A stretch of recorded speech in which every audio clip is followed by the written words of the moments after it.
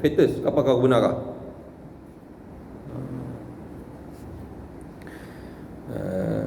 Apabila baginda mencapai umur 6 tahun, meninggal pula ibunya Aminah. Jadi kalau bapa lahir, ayah tak ada, okey lagi, pasal memang awal dah tak ada dah, kan?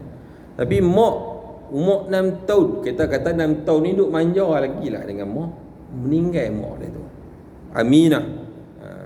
Betapa pahitnya kehidupan baginda di masa kecilnya kerana kehilangan belai kasih daripada dua ibu bapa. Setelah itu baginda berada pula di bawah jagaan nenendanya Abdul Muttalib. Abdul Muttalib datuknya ambil jaga dia. Dia ada lagi lah kalau kata ikut di situ kan. Dia ada apa watak yang namanya Ummu Aiman, hak yang mengasuh yang bagi ni ada lagi atau ada sebut sini. Ke dia tak sebut dah.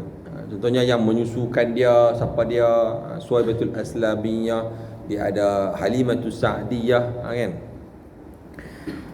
Kemudian tidak lama selepas itu nindanya, datuknya lah pula yang meninggal dunia sewaktu baginda berumur 8 tahun. Duk 2 tahunnya dengan Tok Wan, meninggal pula Tok Wan. Apa hikmah di sebalik ni? Lalu bapa saudaranya Abu Talib menjaga, mengambil alih tugas penjaganya hingga baginda terus membesar dan meningkat remaja. Abu Talib pula ambil. Ini cerita sedih pasal Abu Talib, ialah walaupun Abu Talib jaga Nabi daripada umur semenjak datuk meninggal dunia, Abu Talib ini maknanya 8 tahun lah, 8 tahun 9 tahun sampai umur duduk jaga Nabi tu sampai umur Nabi lebih kurang 50 tahun. Lama duk bertahan Nabi sampai umur 50 tahun. 50 kali 50 tolak 8 42. Yang tu yang Nabi sedih tu. Nabi sedih pasal Abu Talib dia meninggal dunia dalam keadaan tidak mengucap 2 kalimah syahadah. Padahal jaga dia daripada kecil, kan? Dikenali Amul Huzn, tahun meninggal Abu Talib tu, tahun kesedihan. Bukan dekat tu juga, tahun tu juga isteri kesayangan, isteri pertama, ada isteri kesayangan Khadijah Khuwailid radhiyallahu anha, wanita pertama penuh Islam, percaya, bagi Nabi sokongan, dorongan, motivasi, kan? Pada suami dia tu meninggal dunia juga tahun tu, sedih ya Nabi. Waktu jadi Isra' Mi'raj, kemudian dah adalah beberapa cerita nanti kita jumpa lah nanti ni. Cerita apa dululah, dah masuk sikit kita cerita. Yang ni kadang-kadang orang perempuan buat hujah. Abang nak kalau ikut sunnah Nabi betul-betul, abang tengok Nabi tak berkahwin lain melainkan setelah Khadijah meninggal. Ada tak? Khadijah tu isteri pertama, kan? Masa Khadijah ada, Nabi tak kahwin dengan wanita lain. Nabi kahwin dengan wanita lain setelah Khadijah meninggal. Jadi abang nak menikah ikut sunnah Nabi, kena buat macam tu. Jenuh. Tak ada berapa juga tu hujah kuat tu. Para muslimat yang berada di belakang, orang ibu-ibu, kan? Jadi bapa kena cari hujah lain. Tak payah cari hujah lain lah, memang takut lah. Apa? Baik. Baru lepas tu kahwin dengan Saudah, kahwin dengan Siti Aisyah radhiyallahu anha selepas meninggalnya Siti Khadijah. Siti tu kita sebutlah Sayyidatuna Khadijah. Siti tu maknanya Sayyidatuna lah. Maksudnya kalau lelaki Sayyiduna, penghulu kita. Ini penghulu wati. Boleh lah macam tu. Nak kata apa? Tuan kita, puan kita. Macam tu. Siti Khadijah. Pengorbanan dia, masya-Allah, tuan-tuan balik dengar nasyid intim. Tu dia. Itu di antara suruhan saya lah. Lagu intim, kumpulan intim nasyid Siti Khadijah. Oh ya Allah, dengar pelan-pelan tu tengok, masya-Allah. Teriak je. Bagi macam mana dia betul-betul jaga Nabi, bagi sokongan pada Nabi, motivasi pada Nabi. Oh, Masya Allah, hebat. Apa nama Khadijah. Waktu nak meninggal dunia, kata, hak ni aku ada. Padahal sejak Khadijah tu, awalnya dia seorang yang kaya-kaya, sampai tak ada apa, semua dia infak, hatta dia fi sabilillah. Sampai akhirnya nak meninggal dunia pun dia kata, kalau tulang belulang aku ini boleh dijadikan sebagai untuk tebus ataupun untuk berjuang untuk fi sabilillah, ambillah tulang belulang pun tak apa. Sampai macam tu punya dahsyat Khadijah tu radhiyallahu anha. Baik, habis di situ membesar sehinggalah meningkat dan meningkat remaja. Keadaannya yang yatim itu Allah Subhanahu wa taala firmankan, paparkan dalam Al-Quran dengan firman-Nya, alam yajidaka yatiman fa'awa. Bukankah dia mendapati kamu sebagai seorang yatim lalu dia melindungimu? Sebab tu di antara yang Nabi sangat jaga, suruh kita pelihara ialah anak yatim.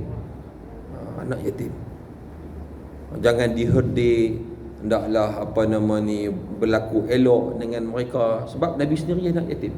Kalau kita melukai hati, mencederakan ataupun sebut benda ataupun buat satu tak elok pada anak yatim, macam kita sebenarnya mencederakan hati Nabi SAW. Cuma jangan bagi ada lah pula, sebab kita pun dah bisa dengar isu mereka gunakan anak yatim, buat anak yatim supaya apa? Dia dapat cari untung, kekayaan, duk sedekah pula. Mereka bermewah dengan anak yatim tu. Makan harta anak yatim tu satu dosa besar yang kita nak kena jaga. Saya pun anak yatim ni.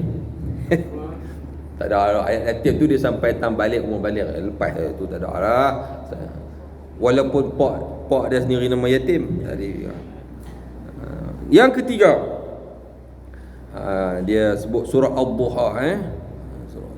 Kalau seronok kalau kita boleh betul-betul hayati surah Ad-Duha tu pun satu kehebatan sebenarnya. Alam yajidka yatiman fa'awa. Ayat dalam surah tu dia ada unsur-unsur ataupun cerita tentang sejarah Nabi sallallahu alaihi wasallam. Al-Quran tu cerita sebenarnya dia cerita tentang sirah Nabi sendiri.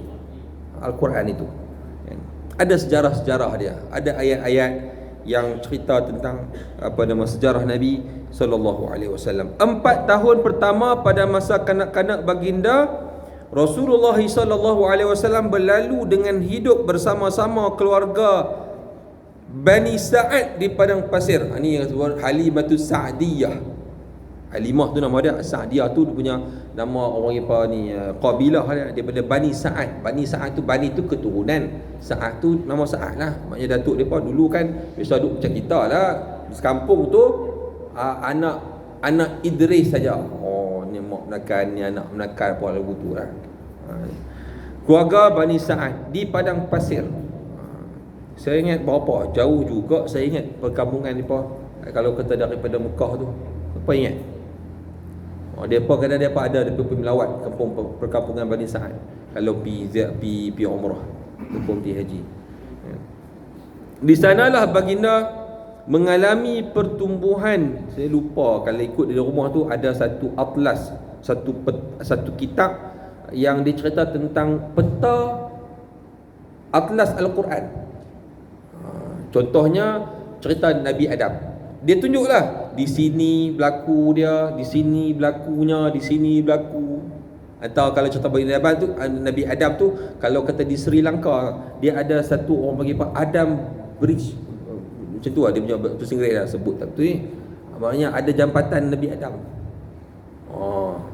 Lepas tu kata yang dia sebut Jabal Rahmah contohnya. Dia sebut tengok tang mana dalam peta dia dikatakan Nabi Adam jatuh di mana, Hawa jatuh di mana, dia bertemu di mana. Dia sebut dia punya dia punya peta dia. Saya pun lupa, kalau tidak tadi ni kita boleh tengok, kita boleh ukur tengok antara perkampungan Bani Sa'ad dengan Mekah berapa lama. Kalau kita baca dalam kalau nasyid inti pun ada cerita pasal Halimatus Sa'diyah. Kan? Cerita dia macam mana Dia ni pun miskin.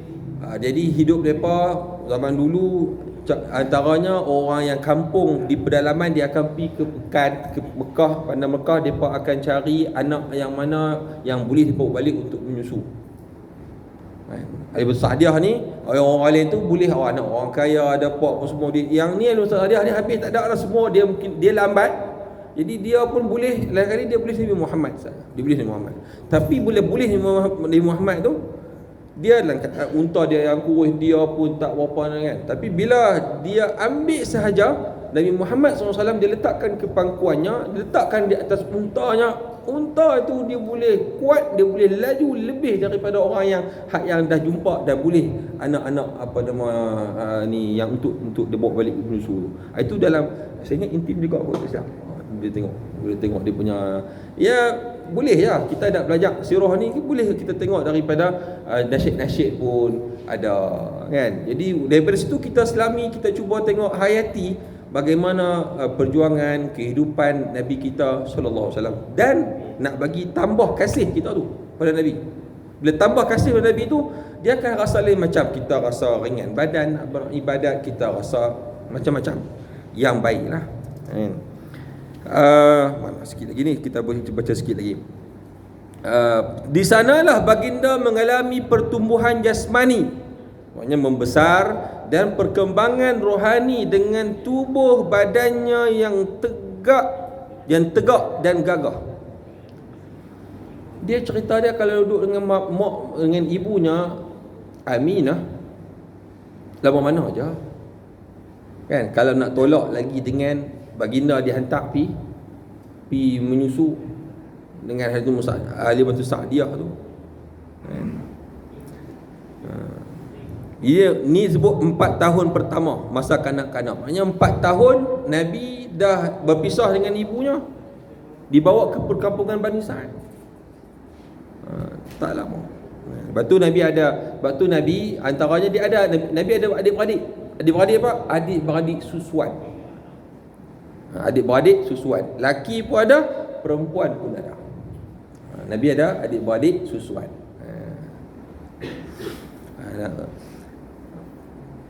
Dan kadang-kadang Nabi memang berziarah adik-beradik susuan. Kadang-kadang adik-beradik susuan Nabi main ziarah Nabi. Osman bin Maz'un, saya pun nak kena ingat balik lah. Kena cek balik, insya-Allah lepas ni kita bagi ingatlah yang ni.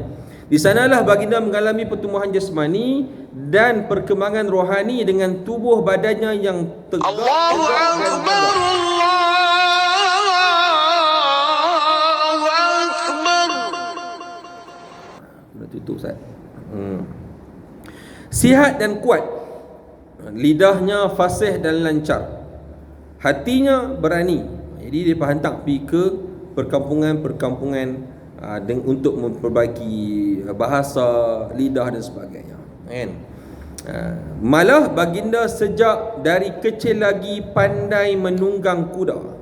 Dengan demikian terserlahlah bakat-bakat baginda yang terpendam hasil dari kesucian dan ketenangan padang pasir yang disinari pancaran panas matahari dan tiupan anginnya yang bersih, udara bersih dan sebagainya. Dulu kalau kita dengar juga antara sejarah yang kita nak kena dengar juga ataupun yang kita kena baca, yang kita kena tahu juga adalah sejarah imam mazhab kita, Imam Syafi'i. Kita mazhab dengan dia, kita semayang guna mazhab Syafi'i ni. Kita kenal tak Imam Syafi'i? Lahir tahun berapa? Meninggal tahun bila? Antaranya Imam Syafi'i pun dia dihantar ke kampung pedalaman untuk membesar di sana, dan beliau belajar bahasa Arab di sana. Sebab bahasa Arab di perkampungan dia lebih fresh, lebih kita panggil lebih terpelihara. Kalau kok pekan-pekan, kok bandar-bandar lah ni pun kita kata kampung tu, tapi lah dia tak boleh dah. Pasal walaupun kampung tapi macam pekan. Pasal boleh tengok semua hak pekan. Apa nama ni handset tu macam yang kita boleh belajar. Kita pergi kadang-kadang kita pergi masuk kampung pun dia reti cakap KL. Jangan main.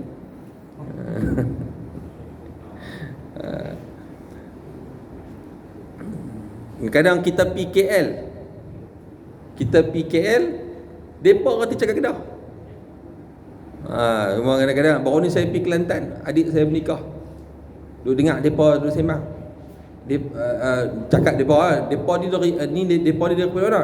Daripada Al-Ustaz. Dia kata, dia ayuk tu Al-Ustaz, kita dengar. Salah tu sebutan makhraj. Kata tak kata apalah, kita duduk belah gitu jelah kan. Tak apalah, kita nak cakap Kelantan pun malu kata. Tak betul. Entam Kedah lah kan. Diceritakan bahawa nindanya Abdul Muttalib, tapi lah ni kita kena mana macam balik ni noh. Duduk kampung ke pekan. Baik, diceritakan bahawa nindanya Abdul Muttalib ketika duduk bersama baginda di atas hamparan, tiada seorang pun daripada anaknya iaitu bapa saudara baginda yang berani duduk bersamanya. Jadi Abdul Muttalib ni dia adalah pimpinan besar, Perdana Menteri lah, ketua kampung lah, di Mekah tu, orang besar, orang nombor satu, menteri besar, jaga Mekah, jaga Kaabah. Itu Abdul Muttalib. Dia ada tempat singgah sana ataupun disebut di sini hamparan. Yang hamparan tu khas untuk Abdul Muttalib saja. Anak-anak dia sendiri pun tak berani duduk. Tapi Nabi duduk bersama dengan Abdul Muttalib. Nak abang apa? Sayangnya Abdul Muttalib boleh cucunda Nabi Muhammad sallallahu alaihi wasallam duduk dengan dia. Anak-anak dia pun tak duduk dengan dia. Pernah berlaku, tapi kalau kita pun kenal lagu tu kan. Waktu dengan anak macam ni, waktu boleh cucu, ya Allah, marah anak tu. Kalau anak tu marah cucu, lah ni datuk lain. Memang lagu tu lah. Kalau kita ada kebiasaan kita pun kan. Pernah berlaku pada satu ketika semasa baginda masih kecil. Masih kecil tu pada semenjak pada umur 6 tahun lah. 6 tahun ibunya meninggal. Kemudian berpindah hak jagaan kepada datuknya. Ya, lebih kurang tu lah. Baginda datang duduk di atas hamparan nindanya. Satu ketika duduk di hamparan. Lantaran bapa-bapa saudaranya menarik keluar. Bapa saudara ni tarik. Berapa orang? Ada 10 orang. Anak Abdul Muttalib ni. Atas hamparan tersebut, lalu nindanya Abdul Muttalib terus berkata kepada anak-anaknya, biarlah anakku ini. Sampai dia tak kata cucu, biarlah cucu kita, dia kata anakku ini. Pasal kasih sayang dia anggap macam anak dia. Kerana demi Allah sesungguhnya adanya keistimewaan. Maknanya Nabi SAW dari kecil pun dah terselah dia punya sifat. Dia seorang yang dari sudut kepimpinannya, baik diperketinya, akhlak dan sebagainya. Nampak dah kecerdikan, dan nampak dah budak-budak kadang macam tu. Kita nampak kadang kita nampak budak ni cerdik kan. Baik, mana yang disebut tadi saya ingat anak Abdul Muttalib disebut. Ini sebut Abdul Muttalib mempunyai 10 orang anak. Dia kata 10 orang anak lelaki. 10 orang lelaki dan 6 anak perempuan. Sini 10 orang lelaki dan 6 anak perempuan. Anak lakinya Al-Haris, Az-Zubair, Hajal, Dirar, Al-Muqayyim, Abu Lahab ataupun Abdul Uzza, Al-Abbas, Hamzah, Abu Talib dan Abdullah. Anak perempuannya pula bernama Safiyah, Ummu Hakim Al-Bayda, Atiqah, Umaymah, Arwah dan Barra. Ini nama Abdul Muttalib. Di sini dia ada cerita, di sini tak ada cerita. Saya sambut last kot. Kita cerita last ni. Ada yang lebih penting daripada sini. Yang kelima. Okey, boleh sampai di sini. Yang keempat kita boleh berhenti kat sini. Yang ketiga, ini yang keempat pun. Akhirnya dalam kitab Khulasah Nurul Yakin, yang ni kita dia sebut balik datuk Nabi iaitu Abdul Muttalib adalah manusia yang menggali semula telaga Zam-Zam yang tertutup selepas zaman Nabi Ismail alaihi salam. Dia ada tapi tertutup. Dia tak pernah kering, tapi tertutup. Beliau mendapat arahan untuk mencari gali telaga Zam-Zam ketika sedang tidur di dalam hijr Ismail. Jadi Mekah di Kaabah, kemudian dia ada orang panggil apa situ? Ada macam batu sikit lengkung tu, dalam tu lah kan. Hijr Ismail. Ismail itu katakan dia adalah sebahagian juga daripada Kaabah. Daripada Kaabah. Sebab Kaabah tu dia ada masa bila runtuh dan pernah diperbarui, dia buat lain dan sebagainya, sampai adalah kisah sejarah tu ubah. Jadi sampai akhirnya cukup dekat tu saja dan diperbuat hijr tu. Nak abang kata itu juga adalah kawasan Kaabah sebenarnya. Berikut kita sebutkan hadis berkaitan yang diriwayatkan oleh Ibnu Ishaq, satu sumber daripada sirah Nabi kita. Abu Muttalib berkata, ketika saya sedang tidur di dalam hijr Ismail, tiba-tiba datang seseorang di dalam mimpi saya dan berkata, galilah Taibah. Saya bertanya, apa tu Taibah? Kemudian orang itu hilang dalam mimpi, hilang. Dia kalau kata kita duk mimpi banyak kali ni, boleh jadi betul lah. Cuma betul itu nak pergi ke mana pun satu hal lah. Kalau kita nak kategorikan mimpi ni ada 3. Yang pertama, mimpi benar, mimpi baik, mimpi benar. Yang pertama. Yang kedua, mimpi buruk. Mimpi buruk ni yang tak elok lah. Daripada syaitan, mimpi buruk. Ataupun orang yang ada gangguan jin, setan, dia mimpi macam-macam. Mimpi ular penuh dalam rumah dia, mimpi jatuh dalam bangunan, jatuh atas daripada bangunan atas tinggi, kan? Rasa macam betul-betul tu. Jadi berapa kali ada saya jumpa, ada kadang tu anak murid saya ni, anak murid pun ada kata, ustaz saya jatuh, saya selalu mimpi baru ni pada saya selalu jatuh, mimpi jatuh daripada bangunan tinggi, rasa macam betul-betul. Tapi setiap kali berlaku, dia akan ada tambah baik.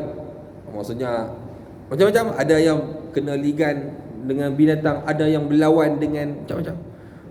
Ada mimpi buruk. Yang ketiga, mimpi mainan tidur. Mimpi mainan tidur. Tu pasal apa? Kita pillow stuck. Hari mimpi pillow stuck lah. Macam tu. Pasal kita kadang-kadang duduk fikir sangat tu mah, dia masuk dalam mimpi. Itu tak ada apa. Kadang-kadang mimpi tu kita pun lupa. Mimpi dalam mimpi ingat. Mimpi kita tadi aku mimpi apa tak ingat. Yang tu biasanya mainan tidur. Ada orang yang tak mimpi. Ada orang yang tak mimpi juga. Ada orang jarang-jarang mimpi. Bila dia mimpi tu, mimpi dia benar. Ada macam tu. Yang ni pun sama lah. Galilah, lepas tu esok ni mai pula. Malam mai pula laki tu dalam mimpi yang dia tak kenal siapa. Berkata, galilah Barrah. Apa benda Barrah tu? Tak ada nak jawab, hilang laki tu dalam mimpi. Keesokannya saya mimpi di situ lagi, dan dia tidur di situ lagi dan bermimpi. Laki itu berkata, galilah Madnunah. Saya bertanya, apa itu Madnunah? Abdul Muttalib kata, dalam mimpi tu. Kemudian hilang. Hari berikutnya saya tidur lagi di situ, mimpi lagi. Dia kata, galilah Zam-Zam. Lalu buatlah piramli Zam-Zam ala kazam, jalan tu piramli, galilah Zam-Zam. Saya bertanya, apa itu Zam-Zam? Dia berkata, baru dia sebut, baru tanya, air yang tidak akan kering selama-lamanya dan tidak tercela, tak pernah kering lagi. Kamu beri minum kepada jemaah haji yang ramai. Dengan ayak itulah, bagi orang duk mai, bagi ayak Zam-Zam itulah. Dan ada kitab pula, ada buku yang dia membahaskan tentang berubat dengan ayak Zam-Zam. Dalam buku tu dia sebut ada seorang ni dia sakit kanser, buat macam mana pun doktor kata ni hidup tak lama, tunggulah beberapa bulan lagi. Dia pun tak tahu nak buat apa. Dia pun pergi ke Mekah. Dia pun di sana, dia beribadat sana pulun. Dan dia setiap hari duk minum air Zam-Zam, minum. Akhirnya sembuh kanser. Minum air Zam-Zam. Baik, tu boleh kita boleh buat. Tu antara yang disebut dalam kitab tu lah, berubat dengan air Zam-Zam. Dalam rumah saya ingat dia ada kitab tu, dia ada siri dia. Dia ada kitab, dia cerita pasal Zam-Zam saja. Berubat dengan air Zam-Zam, berubat dengan solat, berubat dengan puasa, berubat dengan Al-Quran. Disebutlah sesuatu. Antara yang disebut yang menarik tu, kita baca testimoni, kisah-kisah orang yang berubat dengan Quran. Jadi berubat dengan sedekah. Dia pergi mana pun penyakit dia tak sembuh, duduk macam tu lah, teruk lagi ada. Rupa-rupanya penyakit dia tu hanya boleh diubati dengan sedekah. Dia sedekah baik dan kita pun tak jumpa kadang-kadang, kok mana boleh jadi baik ni? Sedekah ya. Itu pun ada kisah-kisah yang menarik kalau kita dengar. Sebab kadang-kadang penyakit kita ni disebabkan apa? Disebabkan kebakhilan, kedekut kita. Macam tu. Dia kena sedekah, baik, sembuh penyakit dia. Walaupun kita duk fikir kena mengenal kok mana kan dengan sedekah, tapi itulah ubat dia. Baik, air yang tidak kekering selama-lamanya dan tidak tercela kamu beri minum kepada jemaah haji yang ramai yang berada di antara najis dan darah, berdekatan paruh burung gagak yang di sebelah kakinya berwarna putih, iaitu di sisi sarang semut. Selepas mimpi ini, Abdul Muttalib mencari lokasi yang ditunjukkan dalam mimpi itu. Berikut tanda-tanda tu, dia habaq tadi apa burung gagak apa semua, aku cari. Abdul Muttalib cari. Demi menjayakan hasrat ini, beliau sanggup bernazar sekiranya Allah mengurniakan kepadanya 10 anak lelaki, dia akan menyembelih salah seorang daripada mereka. Nazar sampai macam ni, nazar nak sembelih anak lelaki.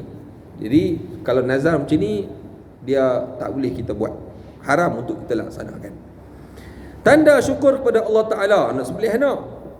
Ada anak yang ramai, dan anak yang ramai tu bantu dia untuk mencari gali balik telaga Zam-Zam. Lepas berjaya, Abdul Muttalib pun buat undian di antara anak-anaknya, yang mana akan dia sembelih. Buat undian beberapa kali, keluar nama Abdullah. Anak Abdullah ni maknanya anak kesayangan Abdul Muttalib, anak bongsu. Naik sebagai anak yang dikorbankan. Maka kaum Quraisy menghalang Abdul Muttalib. Quraisy halang, tak tahulah dia halang ni sebab tak jangan buat benda ni tak elok, ataupun sebabkan mereka pun mungkin sayang kepada Abdullah ini. Jadi keturunan Nabi pun dah memang keturunan yang baik, daripada ayahnya sendiri, datuknya mulia, dari menyembelih Abdullah. Mereka kemudian bersetuju menggantikan nyawa Abdullah dengan disembelih sebanyak 100 ekor unta. Di dalam Islam tu dia ada orang panggil apa ni, apa nama, kita kata hukuman jenayah. Kalau kata bunuh orang satu nyawa, dia 100 ditebus dengan 100 ekor unta. Jadi ataupun dibayar kepada keluarga yang terbunuh itu, ikut nilai 100 ekor unta lah. Maknanya satu nyawa 100 kali, kita unta 5,000 kot lebih kurang. 7 lagi 7, jadi 7 payah nak kira. Okey tak? 700,000 satu nyawa. Kalau insurans ada apa? Insurans juta pada kan tak? Tapi kena bayar duit lah kan. Ini satu nyawa, dia punya diet dia punya denda, dia ganti dia 100. Seorang dia bunuh seorang, maka kalau keluarga dia maafkan, bayar diet dia ialah senilai dengan harga 100 ekor unta. Setiap anggota tubuh badan kita ni dia ada harga dia, ada nilai dia. Memang kalau ikut tak ternilai lah, tapi ada nilai dia. Telinga kalau terputus, ada kawan tu hirih telinga, Kan telinga dia ada berapa ribu, berapa ekor unta, berapa nak kena. Mata, kalau seseorang tu menyebabkan kecederaan mata seorang itu, maka dia kena bayar banyak mana untuk ganti balik dengan mata itu dan sebagainya lah. Itu dalam Islam, itu keadilan dalam Islam. Wallahu alam. Saya ingat takat itu yang boleh kita bincang pada malam ini. Ni pun dah terlajak dah ni, minta maaf banyak. Dia cerita gini, kadang-kadang kita nak cerita sekat pun payah. Dia nak kena cerita habis satu tu, tak apa. Wallahu alam. Sekadar itu sahaja untuk malam ini yang kita bincangkan. Mudah-mudahan bulan depan kita sambung lagi, dan mudah-mudahan makin menebalkan kecintaan kita kepada junjungan besar kita Nabi Muhammad sallallahu alaihi wasallam. Sallallahu alaihi wasallam Muhammad wa ala alihi wasahbihi wasallam. Walhamdulillahi rabbil alamin. Bismillahirrahmanirrahim. Alhamdulillahirabbil alamin wassalatu wassalamu ala asyrafil anbiya'i wal mursalin wa ala alihi wasahbihi ajma'in. Allahumma anfa'na bima 'allamtana wa 'allimna ma yanfa'una. Rabbana zidna 'ilma warzuqna fahma. Rabbana atina fid dunya hasanatan wa fil akhirati hasanatan wa qina adzaban nar. Sallallahu ala sayyidina Muhammad wa ala alihi wasahbihi wasallam. Walhamdulillahi rabbil alamin. Amin.